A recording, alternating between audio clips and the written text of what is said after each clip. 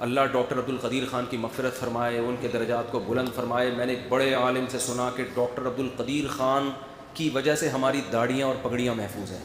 Doctor Abdul Qadeer Khan اگر پاکستان کو atomic طاقت نہ بناتے، ایٹامک پاور نہ بناتے، ایٹمی طاقت، تو بہت سے اسلام دشمن قوتیں اب تک پاکستان کو کھا کے ہضم کر چکی۔ وہ حال ہوتا جو لیبیا کا ہوا، وہ حال ہوتا جو عراق کا ہوا۔ یہ بہت خاندانی کام ہو گیا، اور صرف یہ ڈاکٹر عبدالقدیر خان کو کریڈٹ نہیں جاتا، ان کے ساتھ اور بھی بہت سے سائنسدان ہیں، وہ سب ہمارے محسن ہیں۔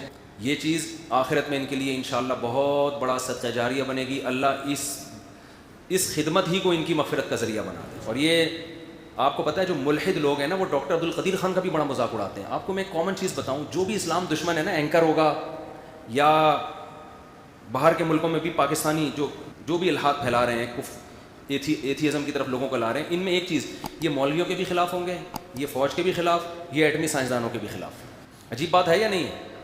حالانکہ ان تینوں کا آپس میں کوئی لنک بنتا نہیں ہے۔ مولوی کی شکل الگ ہوتی ہے، فوجی کی بالکل الگ، فوجیوں کا لائف اسٹائل الگ، مولویوں کا بالکل الگ، ایٹمی سائنسدانوں کا بالکل الگ۔ تو آخر کون سی چیز ایسی ہے جو تینوں میں قدرے مشترک ہے؟ اینکر آپ دیکھ لیں ٹیلی ویژن پہ جو آتے ہیں، جو آپ کو علماء کے خلاف لگیں گے، اکثریت ان میں فوج کے خلاف بھی ہوگی۔ دیکھو فوج پہ کچھ اعتراضات تو ایسے ہیں جو بنتے ہیں، کچھ اعتراضات تو ایسے ہیں، میں کوئی یہ نہیں کہہ رہا فوج دودھ کی دھلی ہوئی ہے، وہ بہت نیک ہیں، لیکن جو قدر مشترک آپ کو نظر آئے گا نا، جو فوج کے خلاف بول رہا ہے وہی علماء کے لیے۔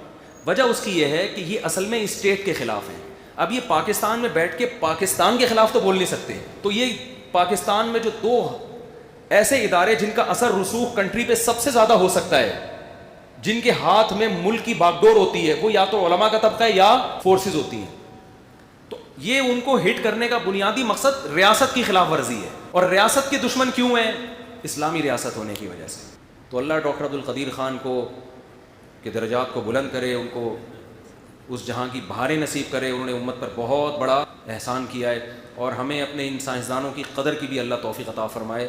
اور یہ جو ملحد جو ملکوں کے باہر بیٹھ کے ہمارے سائنسدانوں کو برا بھلا کہتے ہیں، ان کا مذاق اڑاتے ہیں، اللہ ان کے شر سے بھی ہمیں محفوظ فرمائے۔